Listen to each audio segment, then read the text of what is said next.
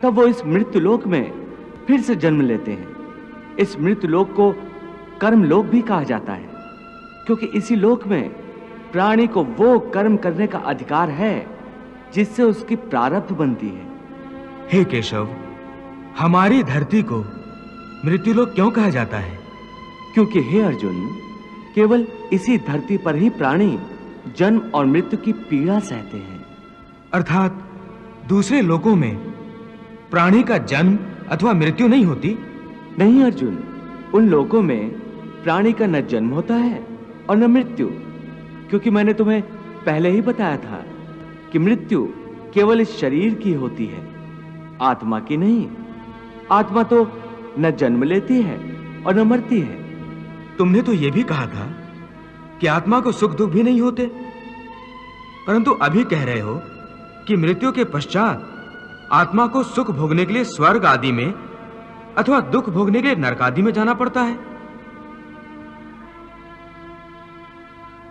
तुम्हारा मतलब यह है कि आत्मा को केवल पृथ्वी लोक पर ही सुख दुख नहीं होते, स्वर्ग अथवा नरक में आत्मा को भी सुख या दुख भोगने पड़ते हैं। नहीं अर्जुन, आत्मा को कहीं किसी स्थान पर या किसी काल में भी सुख दुख छू नहीं सकते, क्योंकि आत्मा तो मुझ अविनाशी परमेश्वर का ही प्रकाश रूप है।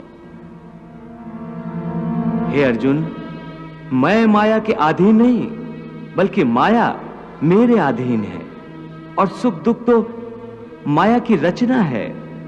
इसलिए जब माया मुझे अपने घेरे में नहीं ले सकती, तो माया के रचे हुए सुख या दुख मुझे कैसे छू सकते हैं? सुख दुख तो केवल शरीर के भोग हैं, आत्मा के नहीं। हे केशव, लगता है कि तुम मुझे शब्दों के मायाजाल में भरमा रहे हो। मान लिया कि सुख दुख केवल शरीर के भोग हैं, आत्मा इनसे अलिप्त है। फिर जो शरीर उनको भोगता है उसकी तो मृत्यु हो जाती है, वो शरीर तो आगे नहीं जाता। फिर स्वर्ग अथवा नरक में सुख दुख को भोगने कौन जाता है? जीव आत्मा। जीव आत्मा? हां पार्थ, जीव आत्मा। ये जीव आत्मा क्या है केशव? देखो, जब किसी की मृत्यु होती है तो असल में ये जो बाहर का स्थूल शरीर है केवल यही मरता है। इस स्थूल शरीर के अंदर जो सूक्ष्म शरीर है वो नहीं मरता।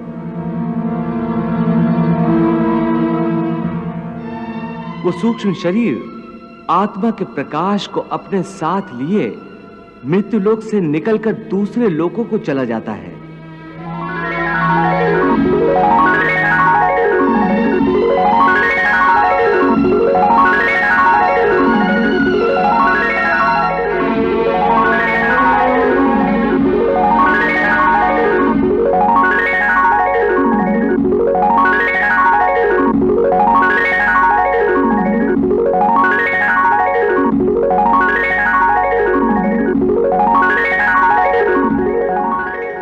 उसी सूक्ष्म शरीर को जीवात्मा कहते हैं। इसका अर्थ है कि जब आत्मा एक शरीर को छोड़कर जाती है तो साथ में जीवात्मा को भी ले जाती है। नहीं अर्जुन, यह व्याख्या इतनी सरल नहीं है।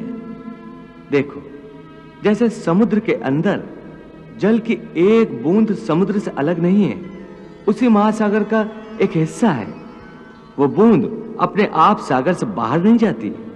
हां, कोई उस जल की बूंद को एक बर्तन में भरकर ले जाए तो वो समुद्र से अलग दिखाई देती है। इसी प्रकार सूक्ष्म शरीर रूपी जीवात्मा उस आत्म ज्योति के टुकड़े को अपने अंदर रखकर अपने साथ ले जाता है।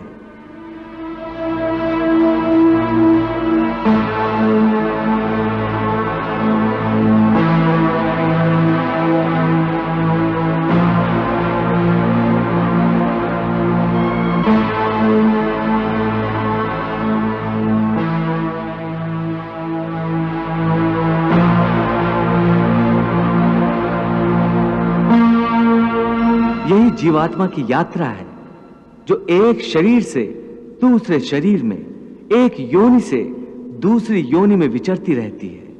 हे महादेव,